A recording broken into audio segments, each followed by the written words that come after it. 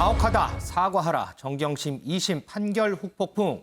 자, 조국 전 장관의 부인이죠. 정경심 교수에 대한 항소심 어제 열렸습니다. 1심과 마찬가지로 징역 4년형이 선고가 됐습니다. 특히나 자녀 입시 비리 혐의와 관련해서는 7가지가 모두 유죄로 확정이 됐습니다. 때문에 지금 조 전 장관의 딸의 이 학위 문제가 상당히 관심사로 떠오르고 있습니다.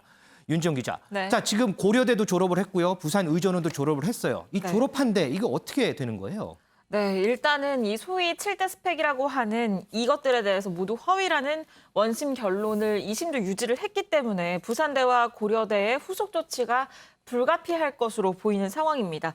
이 부산대는 의학전문대학원 입학 전형 제출 서류와 관련한 판결 부분에 대해 검토할 방침이다라고 밝혔고요. 또 네. 고려대 역시 이 항소심 판결에 대해 후속 조치 검토에 착수한다는 입장을 밝혔습니다. 만약에 고려대가 이 조국 전 장관 딸에 대한 입학 취소를 결정할 경우에는 이 부산대 의전원 역시 입학이 자동 취소되게 되는 상황입니다. 따라서 올해 합격한 의사 국가고시 역시 무효가 될 것으로 보입니다. 학사 학위가 무효가 되면 이 석사 학위도 이제 무효가 되는 거고, 석사 학위가 무효가 되면 이것 때문에 합격한 의사 국가고시도 이제 무효가 된다. 차례차례 이제 무효가 된다 이 얘기군요. 네. 자, 이 정 교수에 대한 판결이요. 정치권에도 상당히 여파가 미치는 것 같습니다. 이동석 기자. 먼저 여권 대권 주자들 각자 다 입장이 내놨어요. 네, 맞습니다. 우선 여권 대서 주자들은요. 일제히 아쉽다는 반응을 쏟아냈습니다. 이낙연 예비후보부터 살펴볼까요? 이낙연 예비후보는 괴로운 시간을 견디는 조국과 함께하겠다면서 조국 감싸기에 나섰는데요. 이재명 캠프에서도 안타깝다, 검찰개혁 필요성을 절감했다는 논평을 내놓기도 했습니다. 추미애 예비후보는요. 먹먹하고 비통하다, 별건 수사의 희생양이라고 밝히기까지 했는데요. 이들이 일제히 조국 감싸기에 나선 이유, 바로 집토끼, 민주당 지지자들을 잡기 위한 행보로 풀이되고 있습니다. 자, 그런데 김은미 기자, 네. 특히 이낙연 전 대표는 사법부를 성토를 했어요? 네, 맞습니다. 이 여권 대선 주자들 중에서 이제 어제 정경심 교수의 항소심 재판 선고가 난 뒤에 가장 먼저 여기에 대한 입장을 성토하는 글을 올린 사람 바로 이낙연 전 대표인데요. 이낙연 전 대표, 이 형량을 먼저 정해놓고 내용을 끼워 맞췄던 의구심까지 든다라고 얘기를 하면서 실제 그런 행위가 있었다고 가정을 해도 지나치게 가혹하다라고 상당히 이 정경심 교수를 이 조국 가족을 옹호하는 이런 입장을 올렸습니다.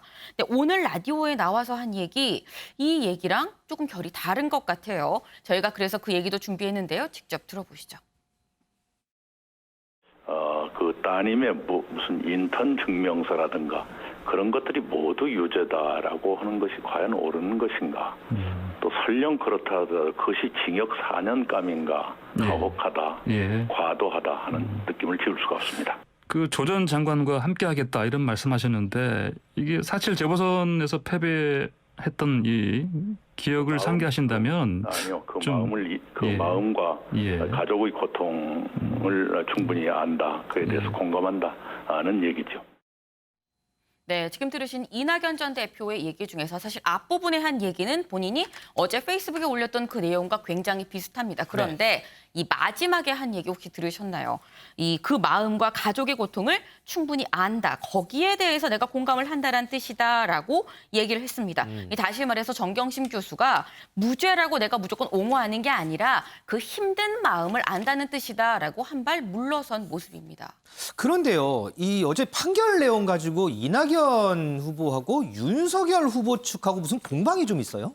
네, 맞습니다. 이제 어제 이낙연 전 대표가 이 글을 올렸다라고 말씀을 드렸는데 그 글을 올리면서 여기에 무슨 내용이 있었냐면 윤석열 전 총장이 조국 전 장관의 수사 이유로 내세운 게 바로 이 사모펀드 관련한 혐의였었지 않냐. 그런데 이 미공개 정보 이용 주식 거래 여기에 대해서 모두 무죄가 나왔다. 이건 수사 명분이 없었던 방증이다라는 취지로 이 얘기를 했습니다. 그러니까 이 처음에 수사를 시작한 건 사모펀드 주식 때문이었는데 결국은 이 본류는 전혀 무죄가 나고 나머지 이 곁가지로 수사를 했었던 입시 비리만 이 유죄가 나온 거 아니냐라고 얘기를 한 건데요. 팩트를 한번 확인을 해본다고 하면 이 정경심 교수 사모펀드 혐의랑 관련해서도 미공개 정보 이용 그리고 이 차명 금융거래 부분에선 일부 유죄 판결을 받았습니다. 그렇죠. 때문에 이낙연 전 대표가 얘기한 거 모두 무죄라는 얘기는 사실이 아닌 건데요. 바로 이 부분을 놓고서 윤석열 전 총장 측 강하게 반발하고 나선 겁니다. 이 이낙연 전 대표가 허위 사실을 지금 유포하고 있는 거 아니냐라는 얘기인 건데 이 법원 설명 자료만 봐도 알 수가 있는 내용인 건데 왜 사실관계를 왜곡을 하는 거냐라고 얘기를 하면서 무죄가 났었던 이 컴퓨터 하드디스크 은닉을 지시한 부분도 이 부분도 유죄로 변했고 원래 유죄였던 입시 비리도 또 그대로 이 유죄가 나왔는데 왜 이 부분에 대해선 침묵하는 겁니까? 라고 굉장히 강하게 반발하고 나섰습니다. 어쨌든 이낙연 전 대표는 이 사모펀드 혐의와 관련해서 모두 무죄를 받았다라는 취지로 얘기를 했는데 무슨 소리냐? 일부 유죄 나온 거를 왜 허위사실 유포하느냐? 윤석열 후보 캠프에서 공방을 하는 상황입니다. 자, 이동석 기자. 이런 상황에서 야권 주자들은 일제히 맹공을 펼쳐요. 네, 맞습니다. 야권 대선 주자들 일제히 비난의 목소리를 쏟아내고 있습니다. 앞서 조국 전 장관은요, 어제 SNS를 통해서 정경심 교수의 2심 유죄 판결 이후에 가족으로 참으로 고통스럽다면서요, 대법원의 상고에 다투겠다는 입장을 전했습니다. 이에 대해서 야권에서는요, 윤석열 캠프를 놓고 볼까요? 윤석열 캠프에선 기생충의 한 장면처럼 자녀 부정 입학에 부모가 관여했고 누가 상상이나 했겠냐면서 문 대통령을 향해선 아직도 마음의 빚이 남아있냐며 날을 세웠는데요. 영화 기생충 얘기하는 거죠? 맞습니다. 유승민 캠프를 놓고 보면요. 한 명의 피해자 때문에 5천만 국민이 고생이라는 목소리를 전하기도 했고요.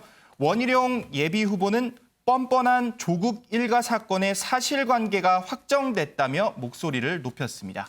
어제 항소심 판결을 놓고 여권 주자들 그리고 야권 주자들 입장이 정반대로 갈리고 있습니다.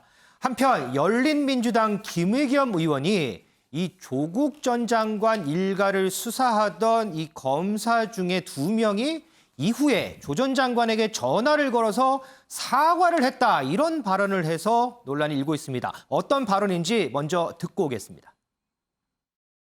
자타가 공인하는 윤석열 사단 5명한테서 최근에 잇따라 전화가 왔다. 예. 한 명은 현직 검사이고 한 명은 최근에 퇴직한 윤석열 사단의 검사인데, 예. 이 두 사람 다 조국 일가족 수사를 직간접으로 관여가 됐던 분들입니다. 예. 그런데 조국 전 장관한테 전화를 걸어와서 이 미안한 마음을 토로를 하고 힘내시고 어려운 시기 이겨내시면 좋은 날이 올 겁니다. 집안을 도륙한 검사 아니겠어요? 예. 노문지와 이끌었던 검사인데, 예. 그런데 그 검사 2명이 물론 다 개별적으로 온 겁니다. 예. 윤석열 총장이 옷을 벗고 정치 행보를 본격적으로 하는 모습, 그리고 거의 1일 1망언에 가까운 모습들을 보면서 회의감이 들었던 거 아닐까. 그런 지지율 하락을 지켜보면서 이 과거의 윤석열 사단이라고 하는 사람들도 마음이 흔들리고 있는 게 아닌가. 김은미 기자.